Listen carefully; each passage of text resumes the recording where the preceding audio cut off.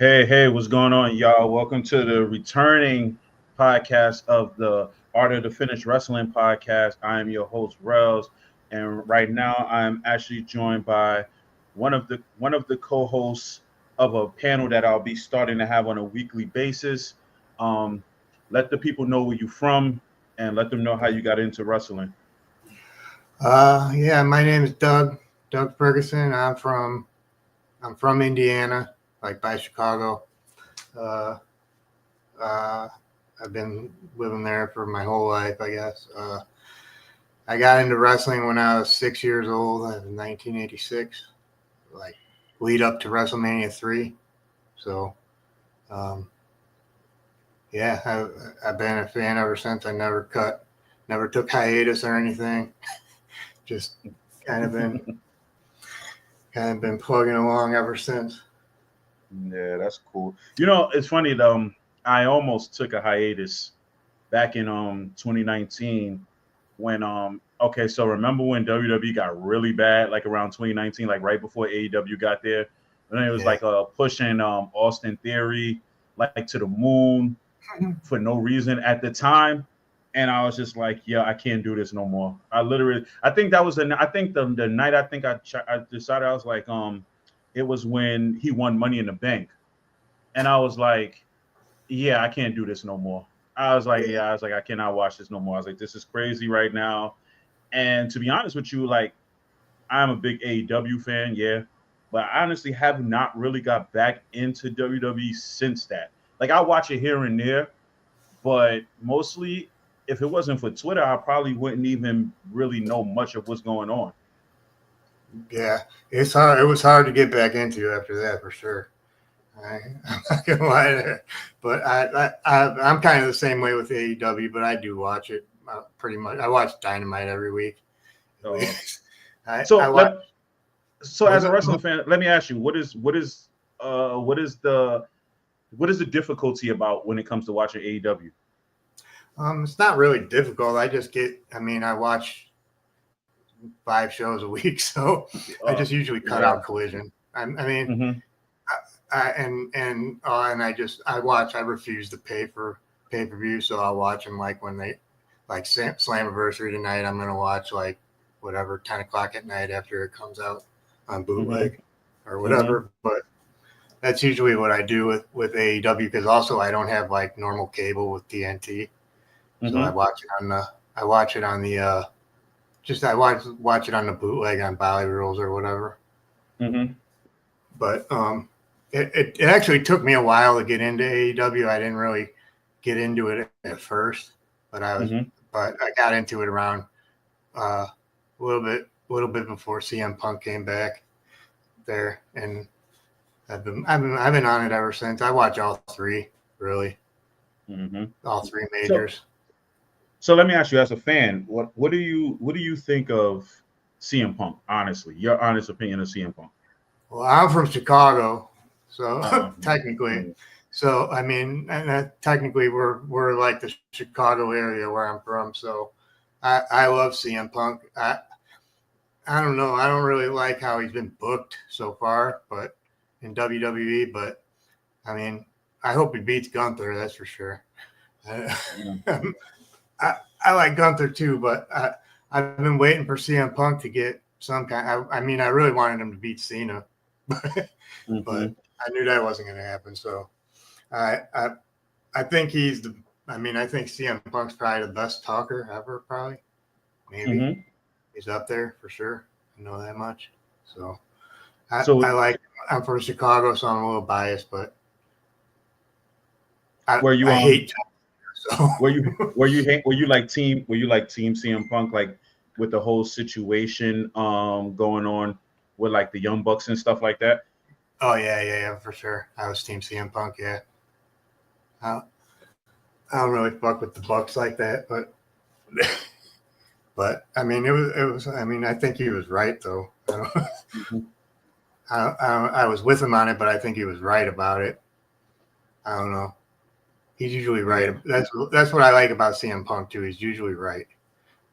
I mean, so yeah, yeah. and I hate John Yep. Cena. So go You hate ahead. John Cena. Yeah. Yeah, I'm not a big. Also, okay, so then to go to the John Cena thing, then how do you think this heel run has been so far? Well, I like this right now from John Cena. Is probably the best I've seen him in probably like 20 years. I really like what they did this weekend or this Mm-hmm. past on SmackDown. Uh, like that was cool. I didn't expect that. That was a little swerve they threw there. I think it would be Mm-hmm. cool if he actually did go through with it and not show up at SummerSlam. Mm-hmm. Because I think they're booked pretty strong as it is anyway. Then I don't know. I don't know if anybody really wants to see that match again. To be honest, and it's Yeah, gonna be I think the WrestleMania match kind of like left a sour taste in a lot of people's mouths, especially with the yeah. way he won the belt, the way Cody acted. It was almost Mm, like come on, you. I know you're a good guy, but come on, you could have seen what he was doing a mile away. yeah, it's fun what he's doing. The mental health stuff. It's kind of fun. I enjoy it a little bit more than I usually enjoy Cena. He's just Mm-hmm. he's coming out with a little bit more than hustle, loyalty, and respect right now. So So how long do you think it takes before he goes back to being a good guy again? Survivor Series maybe. Mm-hmm. Shoot, I mean, I think they ruled out. I would have said maybe SummerSlam, but I think they kind of ruled it out with what he's doing now. So Mm-hmm. I don't know. Maybe they got something up their sleeve where they could figure it out. But Mm-hmm. So what do you think? Who do you think is the between the two companies right now? What do you think is who do you think is the hotter product? right now, I think WWE is the hotter product. If you go back to that time that you were talking about, 21, 22, and it's not that Mm-hmm. AEW is bad. I think it's just that WWE is hot per se right now in the mainstream. Mm-hmm. I don't think it's just. I don't think there's anything to say bad about AEW. All In was really good. Um, you know, um, they seem to be getting the right guys over from WWE now, like Ricochet and the Hurt Mm-hmm. Business and stuff. So, like, but that I mean, that's kind of what they were always. I want to say that they were missing, but they would miss on those guys like Miro and it feels Mm-hmm. almost like Pac's a miss. So, like, I mean, but they're getting them in and pushing them at the right spots without holding their guys back. It's pretty good. I like seeing Shelton Benjamin back. That's pretty cool. Mm-hmm. I think you can clearly tell that the Hurt Syndicate is better utilized in AEW than they were in WWE. I mean, well, Yeah, yeah and sure. no because Lashley was a world champion in WWE, but you can also tell that Connor really wasn't what it should have been on terms of like what other world champions were. And Shelton, I just think they overlooked him for way too long because he could have been a world champion at some point. Yeah, at some point, yeah. I mean, I think they're right about what they should be world tag champions with Bobby Lashley as one of them. I think Mm-hmm. that's probably where they should be. And I mean, and they didn't skimp out. They came and got MVP back too. So Mm-hmm. I mean, he's a big thing with the Hurt Syndicate. And I mean, they look like they're ready to strap it onto the moon with MJF too. So I Yeah. mean, What do you think about him being in that position with that group? I mean, I don't think whatever he does, I don't think he could really fail. I think he probably brings up everybody. I mean, to me at least, I think he's the biggest homegrown star right now that AEW has. I Mm-hmm. mean, and you know I mean, he's legit. He's world champion. I mean, I think you can only do, and they're not. It's not like they're putting him with people that don't know what they're doing. Shelton Benjamin and Bobby Lashley been around for 25 years or so, probably. Mm-hmm. So, I mean, it's cool. It's funny. I like it what they do on Twitter. I see him goofing around on the plane and stuff. So, Mm-hmm. Yeah, I do too. He looks like the annoying little brother trying to fit in with the yeah, bigger brother. exactly. Yeah. Mm-hmm. So now the biggest question, because we all know how it ends up in wrestling. How long do you think before he turns on them or they turn on him? Uh, I I could see a situation where Bobby Lashley just gets tired of him. Probably that's Mm-hmm. probably the number. he just week after week. I mean, but they still got to do a run or something with him. I mean, he's got the casino match contract, so I don't think he's doing any moves, really anything besides trying to figure out how he could get that in. So I think that's first for him, and I think that's good to have MVP and Bobby Lashley there to help you out through that. So I think that's what they plan on doing. Probably. I don't know. I don't think they plan on breaking them up anytime soon. I mean, so at least a year, I would say, probably. Yeah, I mean, I've heard a lot of people say maybe All Out. But I mean, I think the breakup starts when they lose the tag belts. Then I think it's like maybe he cost them by accident. Then I think it gets to a point where he starts to boss them around when it comes to them getting the world title for him. And I think at that point is when it's like, yeah, we're done with you. Well, because they haven't really done anything yet. Really, I mean, they won the tag belts, but they won the tag belts before MJF came in. Yeah. Am I correct about that? Yeah. So they haven't really done anything with the stable as it is. So they're going to figure out something. And I mean, I think that's probably what it is. That he's going after the world title. He's got some heavies in his corner now that can really help him. I mean, they could lose the tag belts, and that could start to be their role on TV. Really, is to support MJF and do his dirty work. So, yeah, but I don't know. But in my reason, I look at that like, can you really picture like Bobby Lashley going, okay, I'm going to be a henchman now? Like we lost the belts, but I don't think so. I mean, maybe he's a pretty down to earth guy. He's getting up there in age to where, he's not going to be constantly in the world title picture. Or maybe that's what they do too. Maybe, MJF gets in the world title picture. Then they could turn Bobby Lashley on him, and that's a world title feud right there. That's true that too. Could be something that they could do in the future. So we all know in the wonderful world of professional wrestling that one guy gets the title and the other guy gets jealous. If he turns on him, that's an automatic title shot. Yeah. So I'm a little sad. Adam Cole is probably my favorite AEW wrestler right now, and I'm a little sad about that. That was All In was a little somber to me because of that, but it was also good. I keep seeing people saying like, "Oh, there was no good matches on it." I mean, it's just hate from both sides, I guess. But it was good. Okay. So what did you think about? What do you think about people saying that it was too long? I mean, it's their WrestleMania. I mean, they can. They can have it be as long. I mean, who's going to really complain? That's actually a real fan. I don't think it's. Too long or what? It's not like it really. They had all the matches were significant. They didn't really. Everybody's going to have that long show. I'm probably sure Slammiversary is probably going to be like that tonight. Yeah, probably. I know they have about 10 matches lined up. So. Yeah.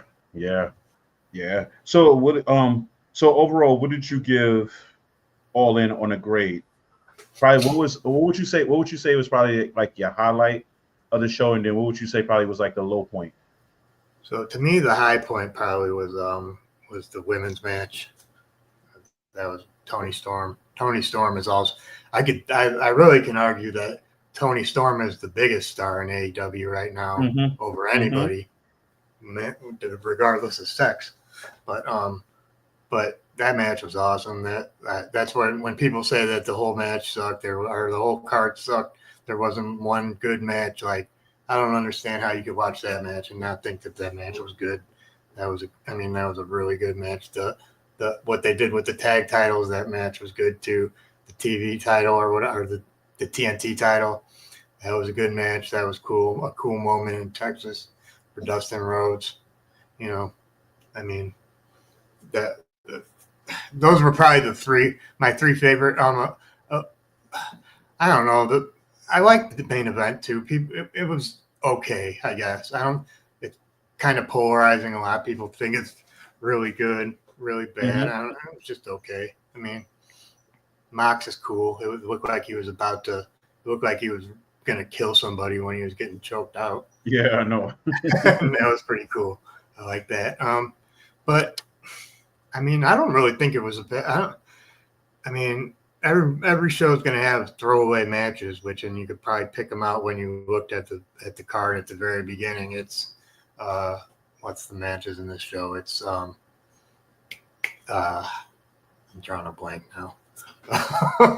Do you want me to find the match Yeah, cards? go through it. Yeah. Okay, hold on. Give me 1 second. We'll figure that out. We'll go through it. No, I got it too.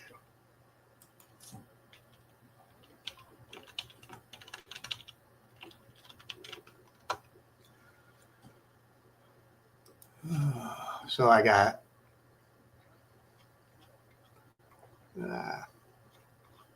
I'm looking here. Oh yeah. So another great match was the Bucks and Will Ospreay. And oh yeah, I actually watched that match today again. So yeah, like the Ops and Death Riders, okay. I mean, well, that was to serve a purpose for the main event, though. Yeah, because that was to make sure that they weren't going to come out at the end. Yeah, it was good. It wasn't. I mean, it wasn't. I thought actually that the semi-main with Kenny Omega and Okada could have been better. Just, I mean, it just got such high expectations. It's not really. It wasn't that it was really bad, but it was. But everybody would just expect so much out of it. That's the one I was really thinking of. You know. So okay, so we'll go down the list one by one. So you did the opening one already. Let's just go with this one. The TNT Championship match. That one had Garcia, Rhodes, Fletcher, and Sammy, and we said Dustin won that match. Like you said, the damper was the Adam Cole situation. Yeah. So they had to find a way to build the crowd back up, and I think giving Dustin a win was a good. It served two purposes. It was a happy moment, and to be honest with you, not to throw shade at WWE, but it also showed you how they treat their legends. Yeah, for sure. They've always been really. I mean, they tried to do it with CM Punk. They did it with Chris Jericho. I mean, it's not like you have to be in the prime of your career at AEW to. I mean, but that's not always everything. Those older guys really did a good job. Jericho, CM Punk, even Kenny Omega was good while he during the time that he had. The best example was Sting. Yeah, it's Sting. Yes, that's the best example. You're right about that. Then the Callis family. What? No, we got somebody else on to the thing now too. Okay. Hey, you hear us? Yes. Oh, hey, welcome. Yeah, what's going on? Welcome. Okay. How you doing? Good. I was trying to get in. Couldn't get in for a while. Oh, good. So Tony, that's Doug. Doug, that's Tony. Tony's actually a former professional wrestler. What's up, Tony? Yeah, I took some wrestling school in my life when I was way younger, but I don't know. Only got past the backyard. Not. Oh, really? Mm-hmm. Yeah. No, I went to 3 different schools to get into pro wrestling. We'll get into that in a second. Right now, me and Doug are going over. You could join in too. We're going over the All In card and talking about like everything that happened. So we just finished. We talked about the first match. Now we were talking about the TNT title match. Did you get a chance to watch All In? Not all of it, no. So what parts did you actually did watch? I watched like the main event, Mercedes Moné, those two. I'm trying to catch up. All right, so then we'll get your insight in on those 2 matches. Okay. Then. All right, so the next one was it's not in order, but we'll just go in that order. So the next one was Swerve and Ospreay versus the Young Bucks. Yeah, like I didn't watch it live, and then I heard everybody saying what a great tag match it was, and then I watched it, and I was like, this is a great tag match, and I'm like, I will not have anybody slander the Bucks anymore. You cannot tell me the Bucks are a bad tag team. I refuse. I refuse. You can't, because like obviously in these matches you got to be as good as the partner you're working with. And the Young Bucks, I think, make any tag team look really good. Like, and that's their job. At this point, they don't really have to win anymore, and people will still find them believable. Well, I mean, that's true too. But let's not forget also that there's two of the best in the ring. Oh, absolutely. Too. So when I didn't watch it live either, but this is what stood out on when I was just scrolling through Twitter, because I ended up not watching it like I normally would right after it's over, because I already knew who was going to win. I already knew who won most of the matches from just I was on Twitter with the WWE stuff all day too. So so I couldn't shield myself from it, but they showed all the spot bests from there, and they were great.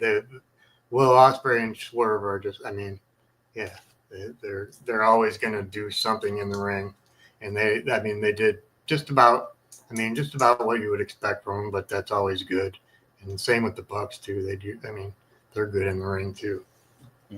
You know what I like about AEW tag teams, the makeshift tag teams, and I don't think a lot of people pick up on this, is the fact that these makeshift tag teams have a habit of knowing how to combine their single finisher moves into one double team move. Yeah. Because if you look at like the way they finished that match with a hidden blade house call, but if you look at like when Ospreay teamed up with Omega earlier in the year, they had a one-wing angel hidden blade finisher. Like, yeah, sometimes it's mind-blowing how you. I don't think there's any doubt that in the ring right now, probably that AEW is doing better work as far as technical wrestling. I think is pretty. I think if people are honest, I mean, there's all the hate back and forth between the two people, but if you're gonna be honest and not biased, I mean, I feel like I'm that a little bit. Is that I mean, they're better in the ring, I think. Just as Tony, what do you in general, AEW. Well, the Young Bucks, they are a good team. I got to give them credit, but sometimes they can be overrated, in my opinion. There's always that one question: who was the better tag team between the Young Bucks and the Usos? You know, of course, a lot of people call it the Super Kick Party. All right, you took the words right out of my mouth, because that's exactly where I was going to go with that. And that's what it would end up being, you know. But I think if them two were to ever face each other, it would probably be one of the greatest tag team matches you would ever see. Okay, you know what? I'm gonna throw one to both you guys. Fatal four way. Bucks, Usos, New Day, FTR. I'm picking the New Day, especially if you get the Big E Kofi combination of them. Yeah, that's right. I forgot, because I forgot in the New Day case, you kind of got to put with combination. It would at this point, sadly, it would have to just be Biggie and it would have to be Kofi and Xavier. Yeah, Kofi and Xavier, which I'd probably say FTR then. As weird as it say, I say FTR would be my pick too. But real quick, when you say it's a super kick party, but the only difference between the Bucks is they're going to do other moves. The Usos aren't going to do. Yeah, that is true. That's super kick party. You're going to see about. First of all, in a match like that, I promise you, each team is going to do the other team's finisher. Yeah. So you're going to see super kicks. You're going to see somebody catch a shadow machine. Obviously, the Usos are going to do the 3D. But yeah, I think it would end with like a shatter machine off the top rope to like Xavier or Kofi. That's the only bad thing about a match like that. It's going to be one of the members of New Day that's going to take the pin. Yeah. Yeah, for sure. I will say that Jimmy Uso past couple weeks, he's been adding on to the 4 moves of doom a little bit. He had a back suplex on the apron. I'm going to go with a hot take. I think Jimmy Uso's a better wrestler than Jay. Yeah, I always thought that he would go ahead of him too, as when they were younger. Jay just caught fire with the story with Roman. That's what happened. Yeah, but I think it could have went either way with either team, honestly. Yeah. I mean, on my show, we talk about it a lot, about the whole Jimmy and Jey Uso with Rikishi and his thoughts. Yeah, because for me, it's like he's forgetting about Jimmy he's forgetting about it. He has Solo, and Mm-hmm. Jimmy Yeah, he right does. now. You know what I'm saying? I don't know if you heard the things that Rikishi was saying, but it was kind of messed up. It was like, all right, you got other boys, why don't you, It's almost like advocate for them? he treats Jay like he's the baby. Yeah, yeah, I don't like the way they're treating my son. The way, yeah, oh, you wouldn't have did this to Cena, you wouldn't have did this yeah, to somebody else. And then you to forget, you do have Jimmy, and you do have, and sometimes it's hard to remember that Solo's actually their brother. yeah, yeah. The little brother. And Yeah. he doesn't, and he's probably might be the better one out of all three of them. You think so? Yeah, yeah, yeah. I I'm do. gonna have to talk about that on my show. Yeah, his personality is definitely that's a starting. good take. I didn't even think about it His like that. personality is showing out more. It is. It is. Do you like that the stuff that he's doing, like mocking the Okay, so I find other it wrestlers? hilarious. My only problem is I don't like the group he's associated with. No? Nah, I feel like first of all, I feel like they completely destroyed Jeff Cobb. Oh yeah. I don't know how you yeah. get that back.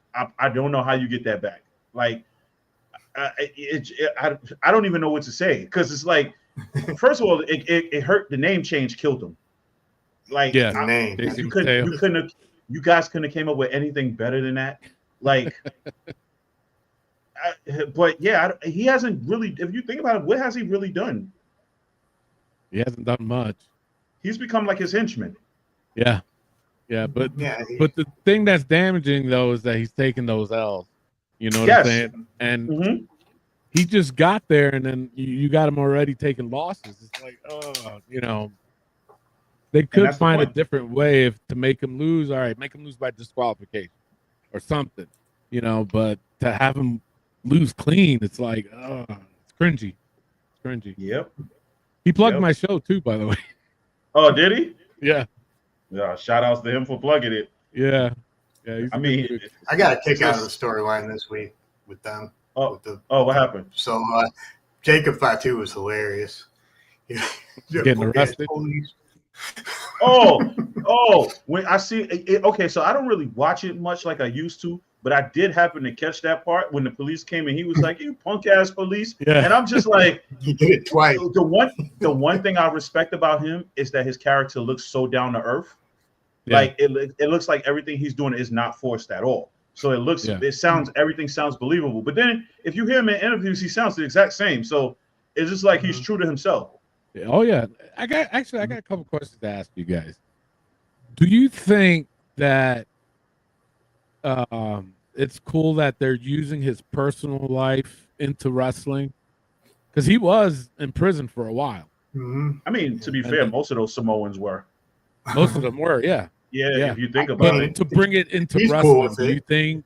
Yeah, exactly. Yeah, he is cool That's with it. But that's like saying if you flip over to AEW, the way they can throw Briscoe's brother into storylines. Those type of things have to get talked to with him first before he decides to do it. Before they decide to do it, yeah. I think wrestlers at this point are probably like, okay. I mean, realistically speaking, Jacob probably like, I ain't never going back to jail. I'm making really good money right now. I'm okay. You want to talk about it? Be my guest. Like, I think it works for him so he could be more authentic too, because he doesn't really know what he's doing. Promo. I mean, he knows what he's. I'm not gonna say he doesn't know what he's doing, but I'll say he's green promo wise. Probably would be fair a little bit. And I don't. Okay, I got to cut you off on that one. I wouldn't say he's green promo wise, because if you listen to him in MLW, you would know he is not green when it comes to promo. But when you have to look under the WWE script, then it's kind of like an adjustment. I mean, that's the first time I've ever seen him come out of his shell in WWE, besides bouncing his head and stuff. No, you got to watch MLW, because there was none of that. There was none of that all gas, no brakes, that yada yada. That was just he talked, you believed it. Like honestly, he's like what Mark Briscoe is to AEW in terms of his promo. MLW. That's why I loved what he did this week. That was probably the best I've seen him talking wise since he's been in WWE. Yeah, MLW, he was a whole different animal. Like, he was their world champion for like almost 3 years. So, but let's finish this and then we'll go back to that. You go ahead. No. What you gonna say? You like it better? What? I said I like it better that they're doing that kind of than trying to make him out to be another crazy Samoan. Yes. You know, to bobbing his head around and just all that shit. Oh, I mean, the gyrations is about as close as they get. Mm-hmm. Mm-hmm. But he's still, like you said, he's still an authentic, so the crowd can relate to him. So it definitely works. He was almost a baby face the minute he got there. Right. Yeah. Yeah. Yeah. And It's like no matter how much, it's kind of like the Stone Cold treatment. yes, yep. And not too many wrestlers have that right off the bat, and he was definitely one of them, though. So all right, so let's go. We got 4 more matches to talk to, and then we can talk about that. Well, actually, 5 more. So the men's casino gauntlet. I will start off to say it wasn't. It was okay. I mean, you kind of knew it was set for MJF to win. Mm-hmm. MJF did what MJF does. Let everybody do all the hard work, and at the end, he stole the pin. But it fits to his character, so I'm not mad about it. Trying to think of anything that stood out outside of Juice Robinson coming back with no beard and the Guns coming back, looking like Bo Dallas. Yo, it was weird. It looked really weird. I think for the most part, I think that probably was the best part of the gauntlet. I really didn't really think too much of it. I think the women's one was better. But yeah. So what did you think about that one, Doug? The thing that sticks out the most to me with that is kind of a thing to get a snack for me because I knew MJF was going to win that right from the beginning. Mm-hmm. The way they set up,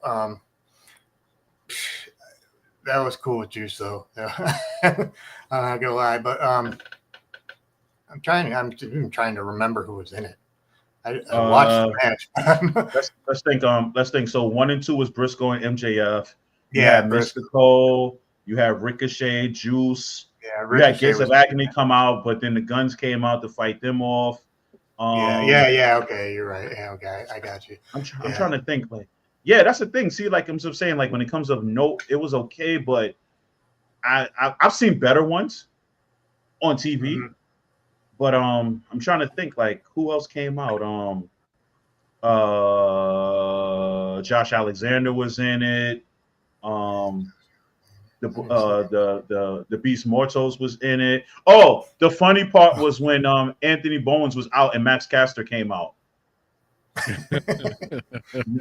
now it's almost funny because that Max Caster is getting over and he wasn't even supposed to. He might be more popular than Anthony Bowens is right now. And that's the crazy part because when he came out, he got a big ovation. And all he does is the same thing every week. And he loses, and I think the fans are starting to get behind it. And that's just pro wrestling for you, too, as crazy as it sounds. That's pro wrestling. As far as the women's casino battle royal, the gauntlet, that one was good because you could tell the women were trying their best to outshine the men in that one. And Athena won that one. And I'll never be tired of seeing Athena's finishing move. The O-Face is like the best stunner next to. I think the top 2 stunners right now might be that one and Sol Ruka's Soul Snatcher. Oh yeah. Oh yeah, that's a nice one. I hadn't been watching NXT, but I saw that when they had the match. It wasn't the match in the pay-per-view. I watched it. They had like a singles match with Sol Ruka, and it was like Sol Ruka versus versus Alexa Bliss. It was like a singles match of what the tag team match. She hit her with the Soul Snatcher. Yep, and then she does like I feel like she does like a 450 Top Gun Hilo too. Yeah, it's crazy the way she does it, and like that move's been a fire move since she's done it from the beginning. And I don't know exactly what it is. I just noticed it. It's like an inverted 450 into a cutter. It's weird. Look, I can't really describe it, but when you see it, it's just like, oh snap! Like that move is fire. But I mean, my only fear is that she gets to the main roster and that's all she's going to be known for. Because it's like they'll look at it and they'll just look for the highlight of it every time. So she could lose a match, but then just hit you with that at the end, and that's all everybody will ever remember. So but as far as the match goes, too, as you were talking about Athena. I'm a huge Athena fan, and I think the AEW women's roster is kind of underrated. Excuse me, from the beginning. A lot of people. I don't know. Maybe my internet scouring is not the same as everybody else, but a lot of people really put the WWE women's division ahead of the AEW women's division. And I mean, at least top heavy wise, like Toni Storm is probably the best woman in. She's the only one carrying that women's division. Right. Yeah. Yeah. But I like Athena. I've always loved Athena.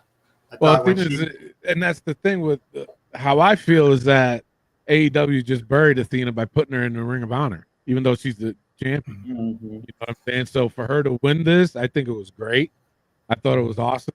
And to have her back in AEW, so to speak, you know, it's like, okay, now she can really showcase what she can do because she is a really great talent. I think she came at a time in AEW when they was trying to figure out their women roster. Mm-hmm. And I don't think they knew what to do with her. And I think sticking her in ROH was good. I think they kept her there too long. But then I think they realized how good she was for that brand because, look, she's been the women's champion for like almost 1,000 days. So, and she's not putting on bad matches. The only problem is if you don't pay attention to ROH, you won't even know. Yeah. But I think, but the bad thing about it is you can't have her lose to Tony. She can't lose to Tony. She has to somehow win that match. And when it comes to the other women in that division, I think they have a gold mine in this feud with Tekla and Queen Aminata. Like, it was stumbled by accident because whatchamacallit got hurt. Damn, I'm gonna feel bad that I can't remember her name right now. The one that Jamie Hayter. They stumbled upon that because she got hurt, and that first match with Tekla and Aminata was like a slugfest. Because you ever notice that now, whenever they have these like little battle royals now, or like when they have anything that has to do with Tekla, Aminata is not too far behind. And now Aminata has like got herself with Sky Blue and Julia Hart now. So now they're going to continue the feud because now that can bring Hayter back in to help Aminata. So I think that feud is going to still go on for a little while longer. It has to end in some type of hardcore match with those two, though, because they look like they can carry a hardcore match and it's going to look good. Be good. Yeah. So the way I see it though is I think Toni Storm's about to go on a like Roman Reigns type run. You think so? Title, because I mean, if she's not going to lose to Mercedes at All Out. No, I think Mercedes is going to have a new challenge. I just don't know who. But let me ask you a question. I just don't think they're, and I don't think they're going to take it off. Or I think that that's coming. I think that they probably wanted to even do it the last time she had the title. Now they'd be already halfway through it. So position your next position from now to next year's All In. Who are your top 6 female wrestlers you position? So I got Toni Storm, I got Mercedes Moné, I got Sky Blue and Julia Hart, both of them. I got Athena, and I got Megan Bain. Yeah, I was wondering if you was gonna throw that name into the story. I was but then the roster is so deep because you didn't mention Willow. Statlander. I honestly think Willow might be the one to take the belt off of Mercedes if they don't introduce these tag titles. If they introduce these women's tag titles, the first ones are going to be Stat and Willow. Mm-hmm. But yeah, so if you had the position 6, I would go Toni, Athena, Megan, Willow, Stat.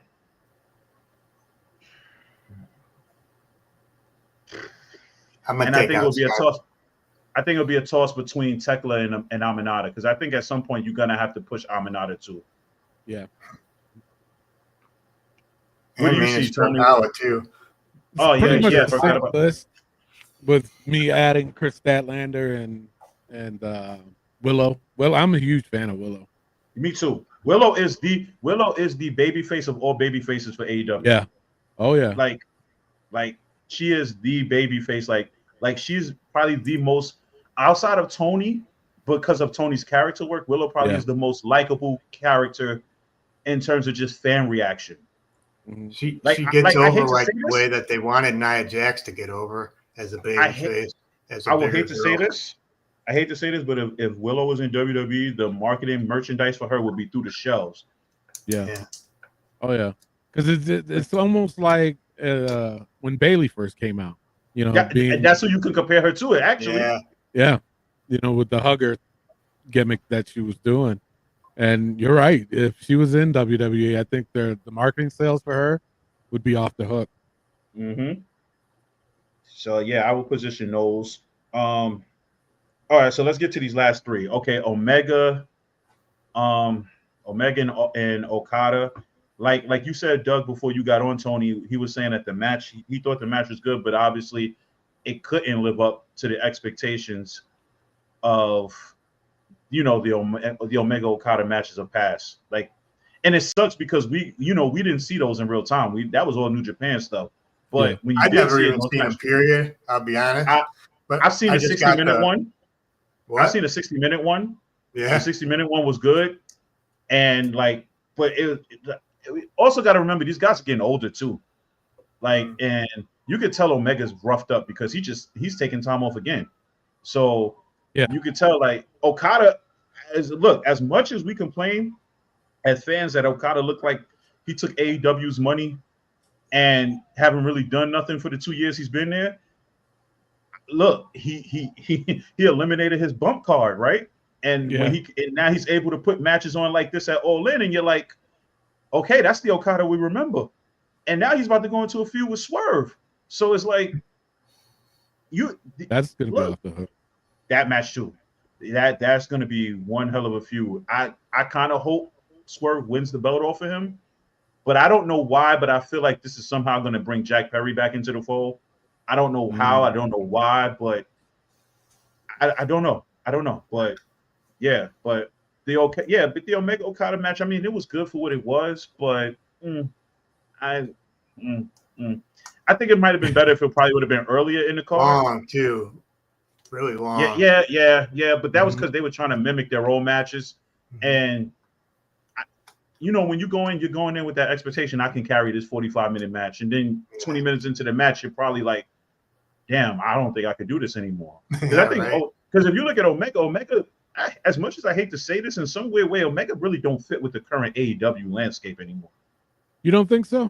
Nah. It's almost like legacy right now for me when it comes to him. Because it's like, are you going to see him put on a match? Yeah, it's like, are you going to see him put like a 5-star banger with Kevin Knight like Ospreay would? Like, or is he gonna put like a 5-star match with Speedball like a Omega, like a Ospreay would? Like, to me, Ospreay has took with Omega's spot. He took the Omega spot. But can Kenny carry a match? Just put him back with Ibushi and let them just reform the tag team and let them go after the tag belts. That way, it takes the the bump card away from the both of them. They don't have to work as hard, but they're still gonna put bangers on. Yeah. So I really do think that's the end goal, though. I think Kenny's going to take some time off, and there's going to be a situation where Ibushi is like probably getting jumped by somebody, and Omega's going to come back, and then they're going to be a tag team. And I say Revolution next year, they'll be in a tag team title match, probably against like FTR or something. I'll say this about Kenny: he doesn't need to have a belt on him right now. No, he doesn't. Become out like he's not, especially like that's like a workhorse belt in AEW, kind of. So like he just needs to be coming out. Like this match didn't need a belt attached to it, really. I mean, so like they just need to bring him kind of like, let's say, kind of like they do with Danielson, and maybe like how they ran. And I mean, I don't want to say like Sting, but like. He's getting older, and he doesn't need to be carrying a title. As Omega can have people expect him to defend it all the time. At this point, Omega can have the Roman Reigns schedule. Yeah, come in a couple of months, wrestle, get a good feud out of somebody, take some time off, come back when it serves you. You don't have to put all the extra work in you did before because you got a roster of hungry wrestlers. Like I will say this, all these wrestlers that AEW has signed this year have fit the company well. They're like, there's no wrestler that I feel like that they signed this year that feels out of place. Like Speedball came in and fit in perfectly. Josh Alexander came in, he fit in what he did, what he had to do. Kevin Knight's actually fit in better than I thought he would, to be honest with you. And that just might be the athleticism that he shows in every match, because his drop kicks is just out of this world. I like Ricochet as the heel too. I do too. I never thought it would be as good as it turned out to be, but it actually turned out to be. He might be the best example of a WWE wrestler who fit in AEW perfectly. Because I think before that, I don't really think anybody really fit the way he. Just as a wrestler coming from WWE, period. Because like if you really think about it, his matches are his best feuds matches are still to come too. He's just kind of getting warmed up to speed right now. Yep. He still hasn't had, like, if you think about all the like feuds he's had, he still hasn't had one with an Omega yet. He still really hasn't had a feud with Kevin Knight yet. They teased it before. That's Kevin the kind Knight of person who needs a belt. Ricochet. Well, yeah, he does. He would be like, honestly, if it wasn't Kyle Fletcher, it would be him as the TNT champion, and it would make sense. Yeah, that's another star too. So then we'll talk about the main event. Hangman and Hangman versus Jon Moxley. I will say I'm glad Hangman won the match. I was tired of not seeing the damn belt as a fan. And I felt like and I don't know if it was necessarily us as fans who thought this or if this was ever the real story, but for a long time everybody just felt like this was supposed to be Darby. And I don't know if like that was the plan or that was just us as fans that put it in our heads, but I'm glad it wasn't. Just because I honestly feel like Hangman was more believable to beat Moxley than Darby was, considering how Darby got destroyed for the title shot in the first place. So it's like, so I'm supposed to believe you're going to come back from Mount Everest and then be Superman. Now he's come back from Mount Everest and he's like 97 Sting all of a sudden. So I don't know, right? I don't know, but I mean, first of all, if you can climb Mount Everest and come back to wrestling, you're not afraid of anything. Yeah. So, and then that dude came from the top of the stadium on Saturday, like literally. So you really don't care about life. Like you really don't care about life at all. So do I think the feud is supposed to still be him and Moxley? Yes, but they don't need a title for it at this point. I think if anything, he can be the reason why the Death Riders end. Like I beat you, there's no more Death Riders kind of thing. I could see that. I'll say this. That's what I didn't like about the match was the run-ins. They felt kind of forced. Oh yeah, that was Cody WrestleMania 40. That's exactly what that was. That too. It just felt forced. It felt like to me that they were like, here's some of our biggest stars. We didn't get them in a match, but we got to get them in somehow. And just let them run into the main event. And, Okay, so the Death Riders part running in makes sense because obviously that's what they do. But the Bucks coming in to me at that point didn't make any sense because they had already lost.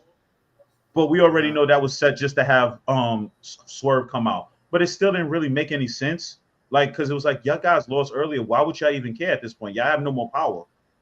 Like, it doesn't even make a difference. But I don't know. But I mean, it served the purpose. It was violent, like it always is when Moxley and Hangman fight. That fork to the head that just literally showed the blood splurting out was crazy to me. But that's Moxley and Hangman. That's just what they do. The one thing I will say that I really enjoy about AEW more than I enjoy about WWE is the little nuggets that they put in these matches. For example, Hangman came out to his original music, but the cameraman was focused towards the hill tunnel and Hangman came out through the face tunnel finally.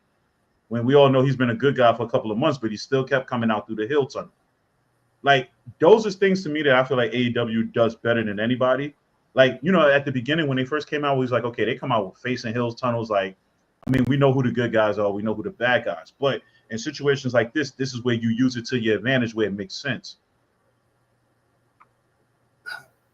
Yeah.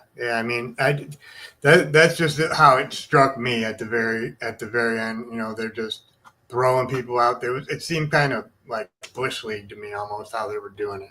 I don't know, but the match itself was all right. I've heard people saying it was too bloody. But I love how Moxley sells. Moxley match. So Moxley always bleeds like that. Like you can't like at this point. I felt like you just finding anything to talk about now because Moxley bleeds. Yeah. I ain't gonna say every match because he stopped for a little while, but he bleeds in mostly all his matches. So if you know this is gonna happen, then don't watch it. Don't watch like, it. Yeah.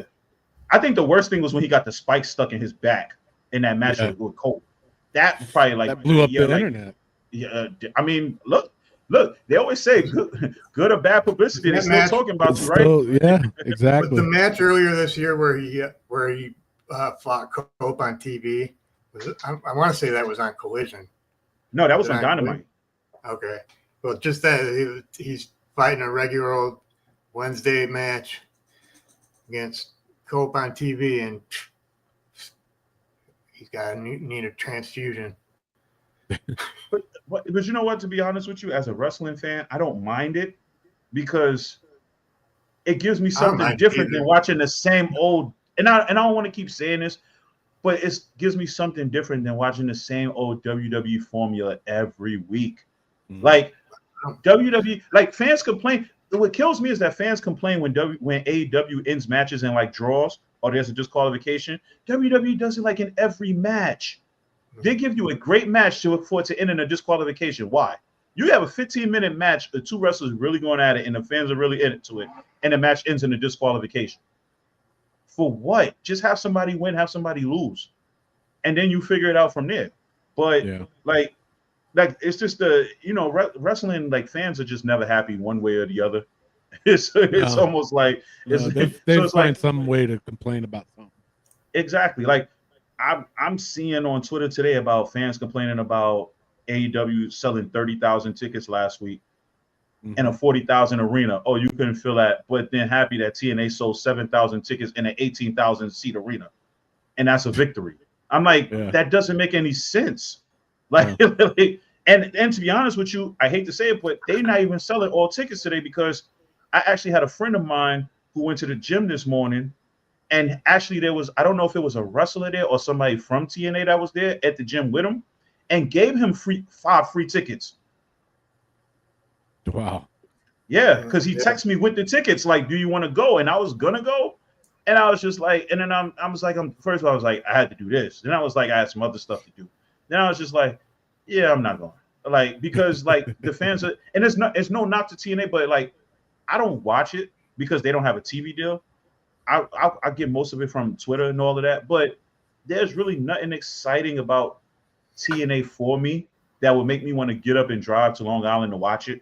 Like, and you're going to sit here tonight and be like, oh, it's a sellout, but I know that you gave away 5 free tickets.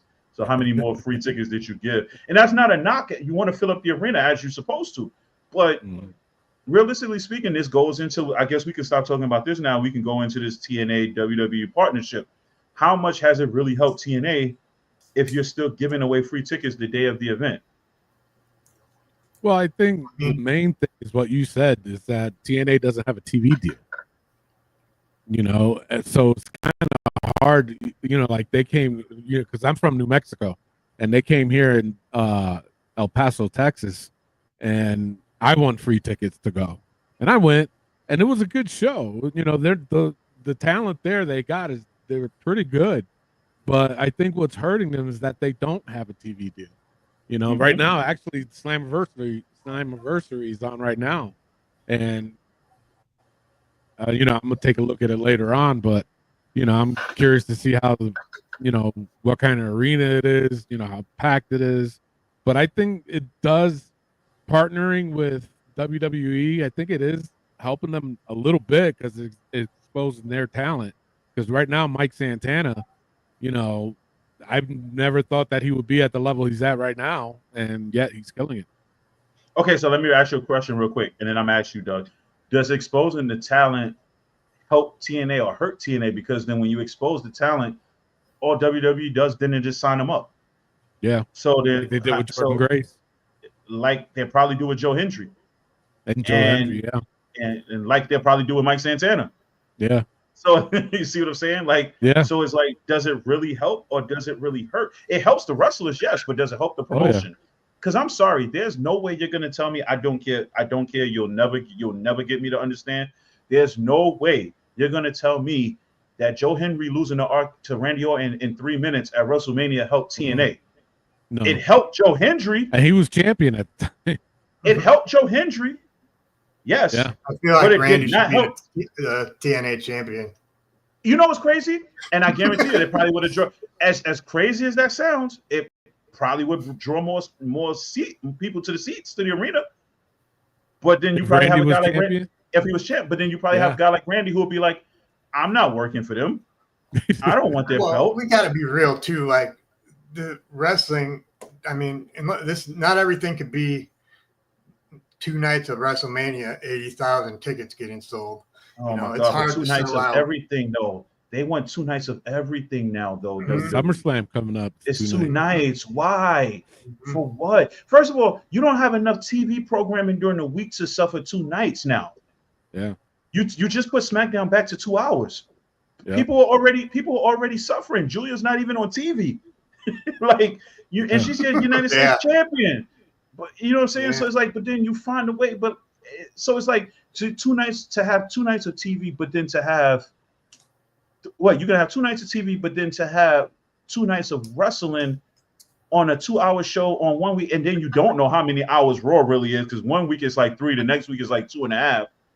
So it's like they don't have a show during the week. I don't count those Evolve shows, and I really don't care for NXT, to be honest with you, because NXT to me looks like AEW Dark whenever Ricky Saints and Ethan Page fight, because that seems to be what they do, and it's like I said, it's just like you have a women's United States champion, and the only reason I think the Intercontinental Championship on the women's side is being showcased because Becky Lynch has it. Yeah. If it was like somebody like a Chelsea Green, well, maybe I don't know if Chelsea Green ever elevated the U.S. title, but if you had somebody like a Michin, I hate to say it because she's actually a really good wrestler, but if you had her that was your Intercontinental Champion, she probably wouldn't be featured on SummerSlam either. Yeah. True. Bailey's not even on SummerSlam right now, and that's a travesty. I felt like they made the wrong move, but by not putting Bailey there. They screwed her. She's going to end up at AEW. I'm sorry. I think she's going to end up as a special guest referee, though. I hope not. I hope for not. Becky. I know we all said the same thing. We were all like, "Oh, geez, we hope not." But you know, the thing of it is, in Bailey's position right now, is she getting mistreated? I'd say yeah, but at the same time, they wouldn't. You know, like you said earlier, you know, a lot of times when these wrestlers are getting these stories, you know, they do have to agree to do it because there's got to be a light at the end of the tunnel. You know what I'm saying? So there's got to be something big in store for Bailey in order for her to be treated like this. Yeah, AEW. We did a post. Should Bailey leave, you know, WWE to go to AEW? And we did a poll, but they said no. If you listen to her interview with Chris Van Vliet, you can tell how depressed and how frustrated she was. Yeah. You can tell she literally is like, I got a year and a half left. She said it a couple of times, like, I have a year and a half left. I have a year and a half left. Well, the worst part for her was, go ahead. Sorry. She's gonna go where Mercedes goes. And to be fair, by the time she gets to AEW, they may have, I hope at that time they'll have the women's tag team titles. And her and Mercedes will probably go on a long run with the tag team titles. Like, eventually she'll probably win the TBS title. She'll probably win you know, like I said, Tony Khan treats these wrestlers with respect in a sense. Now, if she goes to AEW with the thought process of, oh, well, maybe one day I'll end up in WWE again, then I wouldn't sign her. Because nowadays, these wrestlers are exposing themselves to, in these interviews, they're exposing themselves to when they have no problem mentioning WWE in their interviews, and you can be like, yeah, I wouldn't sign them. Matt Cardona is the perfect example of that. That dude goes on every interview, and the first thing he talks about is, I don't really know why WWE hasn't signed me yet. Like, and I think for WWE, I think they do that on purpose with a lot of these wrestlers because they know that these wrestlers they want to be there so bad, so they're like, we'll bring you in on our time. Yeah, like because it was definitely something Vince did. I don't know how much they do it anymore. It was definitely something Vince did, though. You want my honest opinion, though? I think Matt Cardona hasn't got signed to WWE, and this might be a hot take. because I just think that I think backstage politics, I'm not going to name any names because I don't know for sure, but I think backstage politics looks at him and be like, how can he get a woman like Chelsea Green? You laugh, but a lot of it sometimes it be like that. Yeah. Sometimes it be like that. This would be the reason, like, that's how I feel like this used to be the reason why they used to split couples up on shows. Because remember, like at one point they used to just split all the couples up. Yeah. And then I think Triple H came in and he brought all the couples back together. But it would be like I just think a lot of the times they look at him as kind of geeky and they're just like, how did he get a woman like that? And yeah, we don't really need him. There's no use for him. I mean, Chelsea Green's wildly entertaining though. She is hilarious. So she belongs in WWE. She's the WWE with Harley Cameron is the AEW. Mm. Yeah. I just think she's just a better wrestler. Chelsea Green's just a better wrestler. But the comedic aspect of it all, they're both hilariously funny. But I just think sometimes they just look at like Matt Cardona and they're like, yeah, he's a geek. And I think they never forgot him for getting over on his own. Geek that's with Chelsea Green.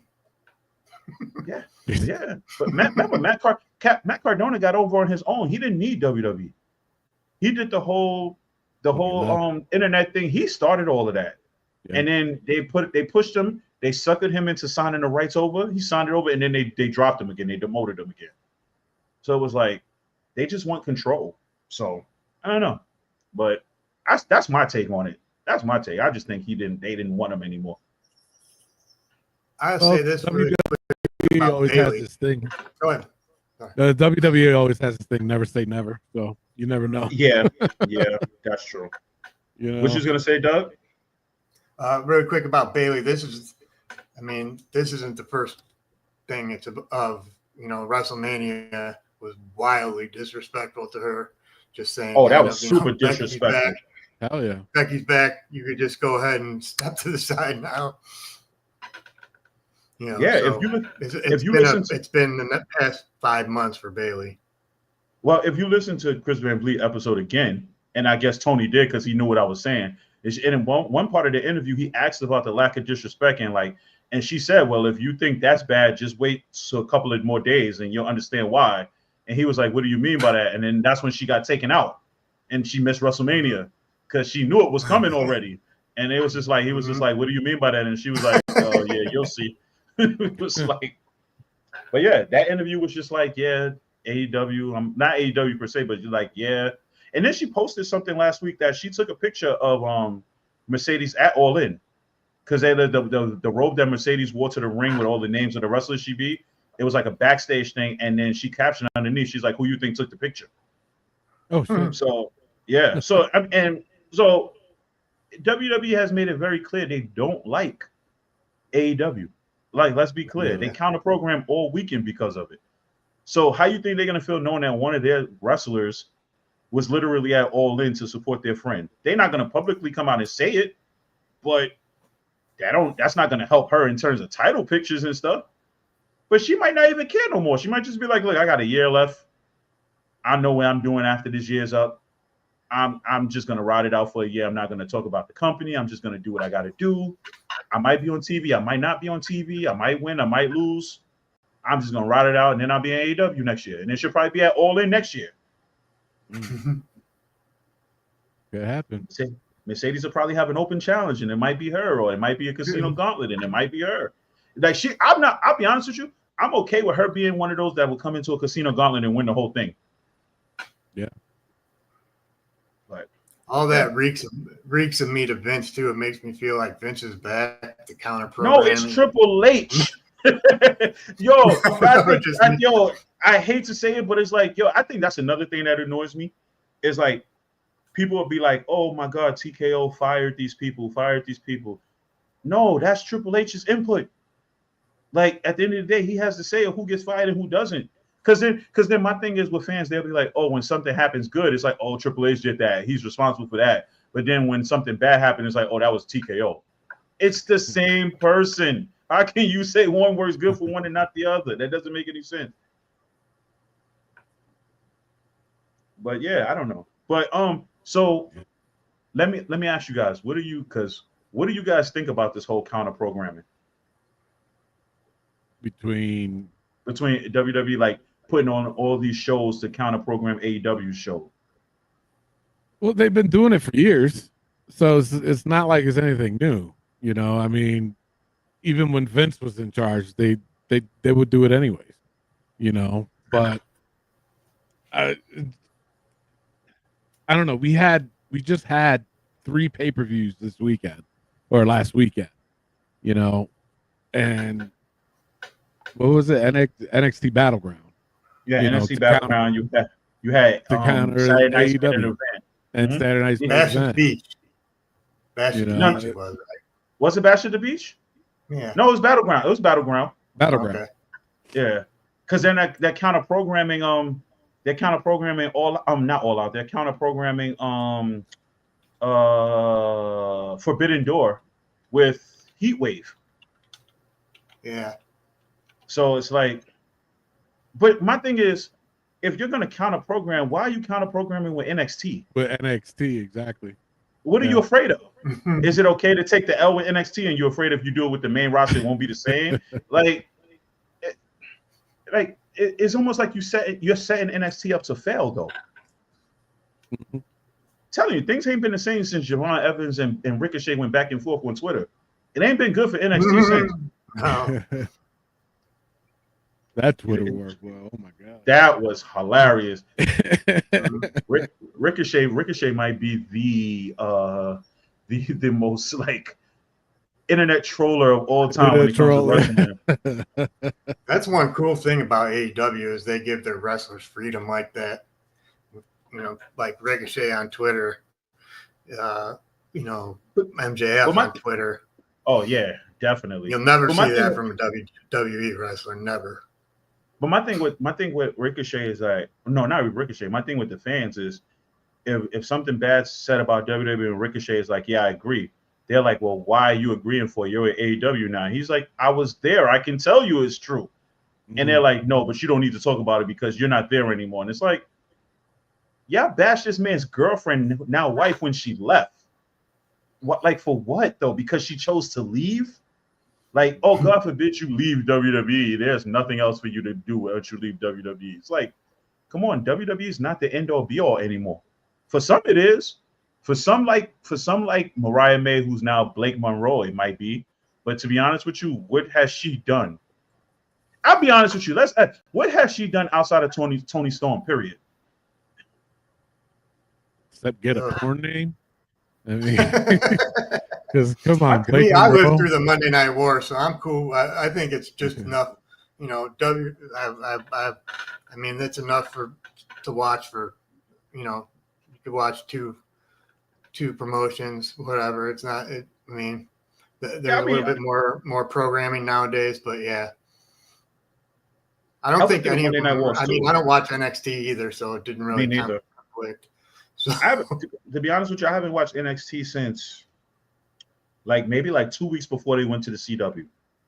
Yeah. I haven't watched it. So it's like I can't really comment too much on it. Like I said, a lot of the stuff I see is off of Twitter. But I mean, where's Javon Evans now?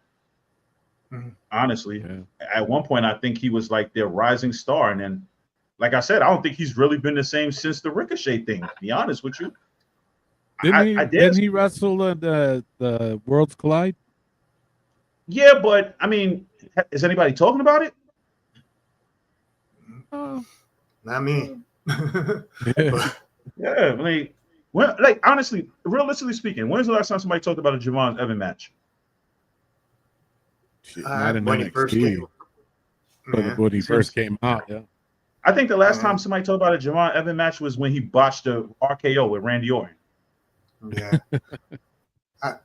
To me, he's one of those people that I just can't buy. I can't buy him kicking somebody's ass. I just can't do it. I hate to say it, Javon Evans is a low-class Kevin Knight. Because they're almost like the same character, but Kevin Knight's a better wrestler. I mean, Javon Evans is still young, so he's like 21, so I'm not going to fault him for that. But then you got to put somebody in the same category like Nick Wayne. Nick Wayne is what, 20, I think? And 20. His stock is rising now. He might be the leader of this patriarchy now, or whatever the case may be. I mean, time will tell, but if any indication, this week was a good indication. He had good a backstage promo where he explained why they turned on Christian, and it made sense. Like, you didn't follow the game plan, you became a liability, you had to go. Like, not even mad at you for that, but like, if you look at, I'm sorry, but if you can never tell me that anybody can say that AEW don't create stars, because WWE stole all of them and kept the same personas. Mm-hmm. Except for Mariah May. Mariah May came in, and I don't know why they like butchered her whole name and everything, but they tried to give her the mic and let her talk like Toni Storm, and that did not go well. Yeah, she tried it, and the fans were just like, "What?" And it was just like, "Okay, we got to go in a different direction. Like, this is not going to work." Like, so now I don't even know what kind of character she plays now. But look at like Penta. When Penta first left and got to WWE, AEW dropped the ball. Penta loses every week now. There's nothing about Penta right now that's exciting to me. Like Phoenix, they got Phoenix team head scratcher. His brother is on the other brand. They are a tag team. Why is he teaming with Andrade? Yeah, right. That's the same thing. It might be a head scratcher, but I'm digging it though. I mean, it gets Andrade on TV, but it makes sense, as far as the tag goes, those guys they're killing it. But okay. I mean, I see your point. They're killing it, but who would you rather have? Huh? They're killing it, but who would you rather have? Andrade and Penta? I mean, Andrade and Phoenix, or Phoenix and Penta? Oh, Phoenix and Penta. See, this is the only thing that makes sense. But them being put in the tag, I think it's working right now. Mm-hmm.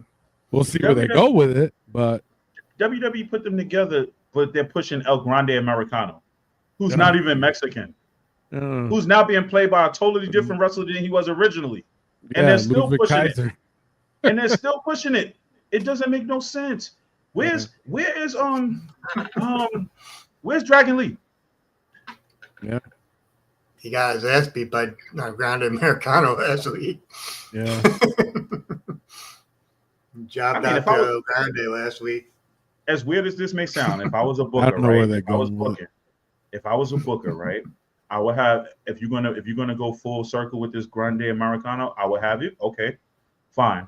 Do an angle where Rey Mysterio comes back and Grande Americano's about to destroy him. I mean, like, about to destroy him. And have Dominic come out and save his father. Not because he wants to save his father, but because he wants to just keep the Mexican heritage going. And then you got yourself an instant baby face right there, because the fans have been waiting to cheer Dominic for a while now anyway. Look what happened at WrestleMania. Yeah, and then what did they do after that? Put him in backstage segments. He don't even be on TV no more. Like, see what I'm saying? They try to kill him with that heel gimmick. It's over. The heel gimmick is over now. Yeah, he was a bad guy so long that the fans started to like him after a while. So it's like, what are you doing? It's like, what is WWE really doing? Like, I don't know. Like, I just wrote a whole angle for them. I just did it just now. Like, and you can turn him into an instant baby face, and there you go. And then he can reconcile with his father, and then have Ray turn on him. Some stupid, I don't know, something dumb like that, but it's easy. Like, I'm not gonna say it's easy, because as fans, if it was up to us fans, a lot of angles would be messed up. But I feel like that's a pretty good angle to run with. But it is what it is. I got about what you guys were talking about, Mariah May. It seems like Ricky Saints, everybody, seems like they're sending them to NXT to teach them, indoctrinate them on how to be overproduced. Yeah, what it feels like to me, because it's like they can't go through without going to the school of being overproduced before they go onto the main roster. So I don't know. Yep, and that's the sad part about it.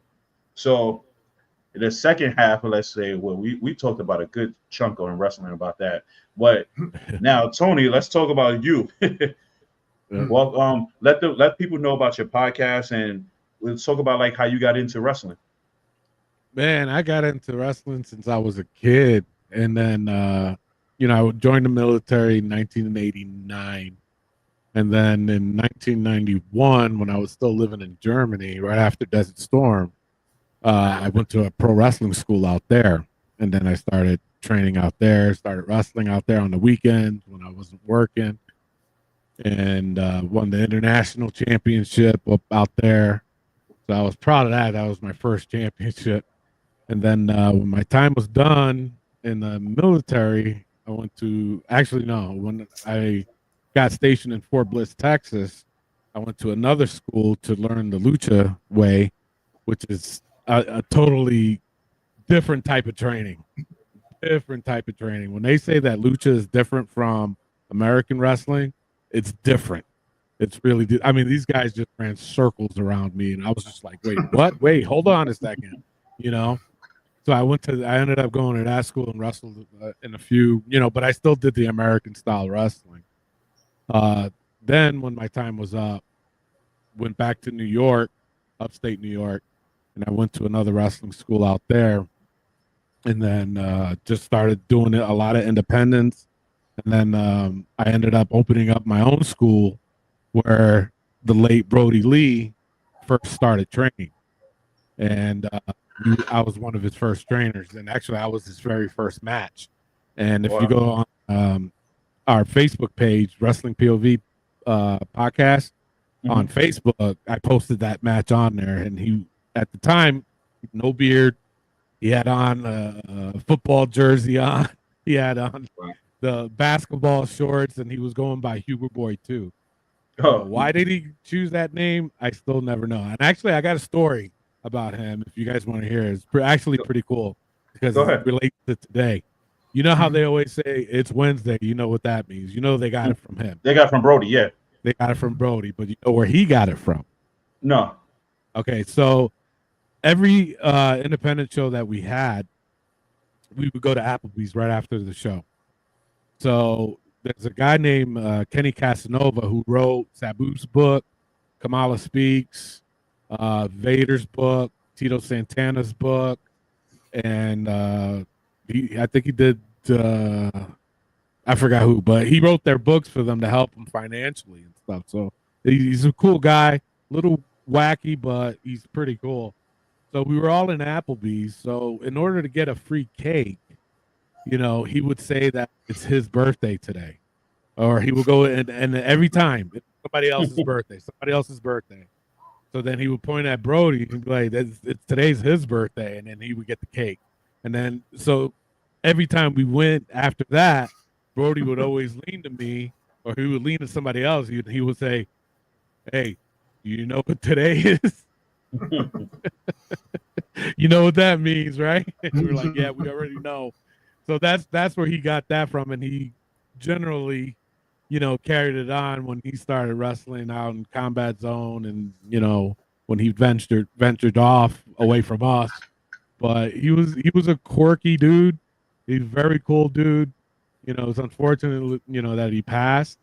But, you know, when he was with WWE as Luke Harper, he at least he remembered the boys, you know what I'm saying? And he gave us all free tickets to go see him and stuff like that. So, you know, that's one of the cool moments I had in my wrestling career, was being able to say that I was one of his first opponents.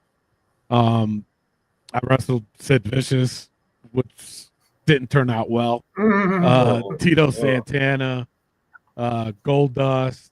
When I did a dark match for WWE, I was in ECW for a little while until the Pitbulls got hurt and they let us go. Where actually Paul Heyman gave me my gimmick that I used for the rest of my independent career. So, you know, I did a lot in the wrestling business, and then, you know, of course, age creeped up on me, and, you know, I started wrestling less and less. And then my retirement match I actually had was with Brian Christopher, and yeah, and he was really cool because he wanted to do the whole Too Cool gimmick. So I'm a big guy, and he was like, Tone, you got to be Rikishi for me for the night. So I said, all right, no problem. And then my co-host, actually, he was training as a manager at the time, managed me, and he ended up managing us. That he was the Scotty Too Hottie part of it. So, but the thing of it is, Brian Christopher ripped me so freaking hard, man. What he did was he when we was doing the whole dance and everything else, you know, he was like, he doesn't look like Rikishi. Maybe we got to do something to make him look like Rikishi. So I had basketball shorts on. He pulled my fucking shorts down. Oh, sorry. Can I swear? Yeah. Of course. Oh, okay. So he pulled my fucking shorts down, and he gave me a massive fucking wedgie just to make me resemble like Rikishi.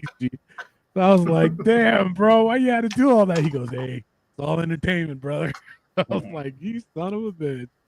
So after I, had left New York and moved to New Mexico, I sold my wrestling school out there. Then I was like, I need to do something. So I started my podcast 8 years ago. Or it's actually creeping up on 9 years ago now. Congratulations, man. So yeah, it's a good show. We've interviewed Adrian Street, the late Adrian Street. He was such a character to talk to because the stories that he would tell, I was like a little kid again, Mm-hmm. Of course, we had Brian Christopher. We had a lot of independent guys go on. The Jurassic Juggernaut, actually, he recently passed away. He was on our show too. Our show we're a mix of wrestling with a little bit of comedy in it, especially with my one co-host, Rick Serrano III. He goes by.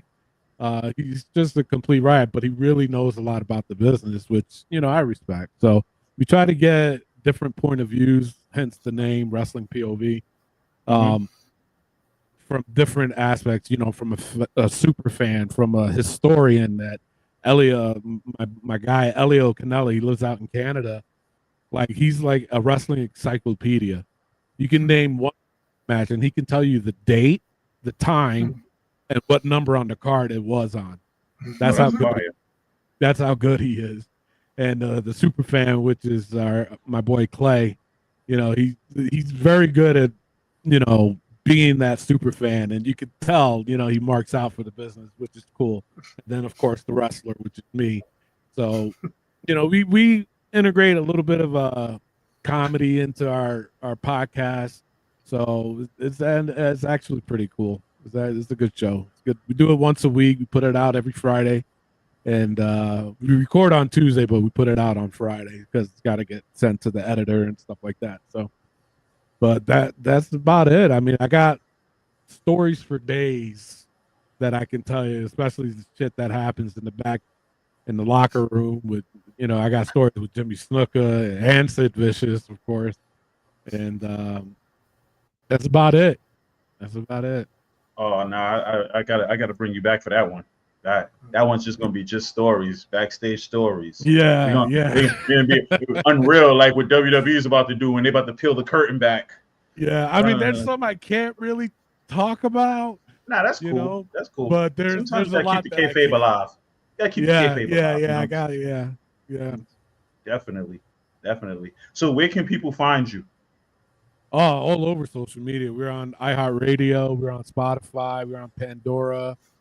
Apple Podcast, Firefox. They've been posting our shows onto our Facebook page, so you can catch it there too if you like. So that's pretty much it. All right, cool. So I'm gonna bring you back on as a guest. Probably sometime this week. We'll talk after the show is over, and I'll figure out when we can discuss this.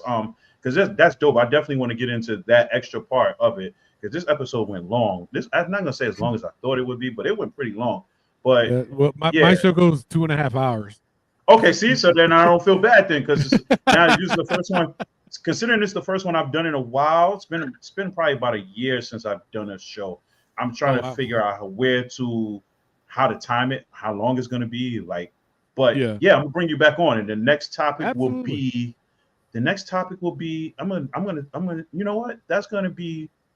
That's exactly how I'm going to end every show now. Every show is going to be the cliffhanger. So the next topic is going to be legendary wrestling moments. Okay. Legendary wrestling moments. And then that gives us a couple of days to figure that out. So when I drop the next one, then we can put that together. So that's going to be the one. Next legendary next. All right. Yeah. So that's what we're going to do. All right, Doug. Thanks, man. Appreciate you, Doug. Yeah.